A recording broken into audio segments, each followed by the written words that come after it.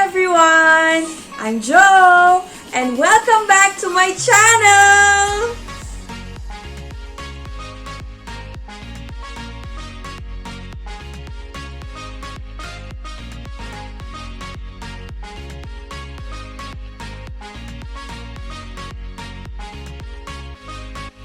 Guys!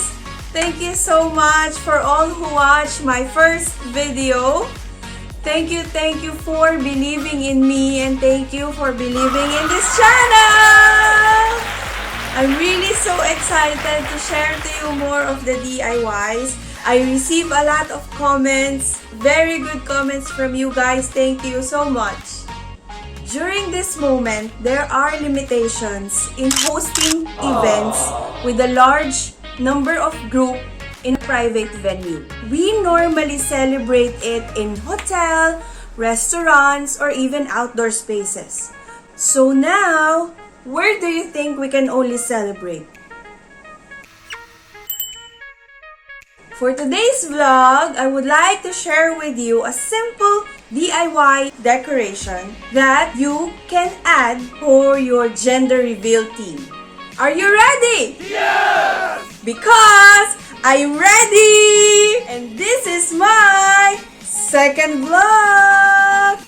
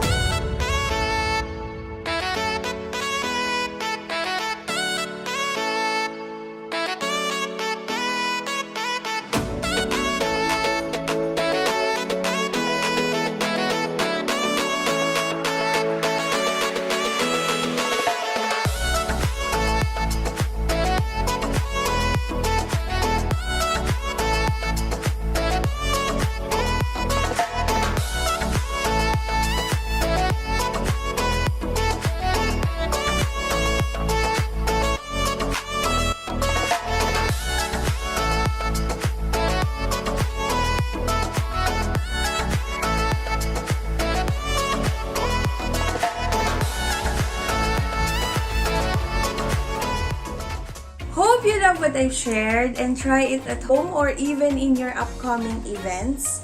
I would love to see and hear your feedback. Please guys, comment down below if you need some help or if you want to suggest something that you want me to do. For sure, I will take note and try to find ways to do your requests.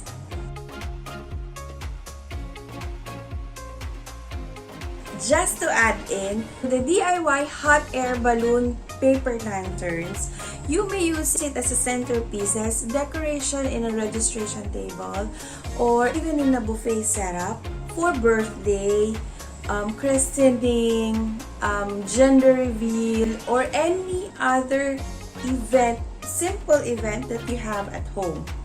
I've shared to you this DIY paper lanterns hot air balloon because I experienced doing this 3 years ago for my son's christening.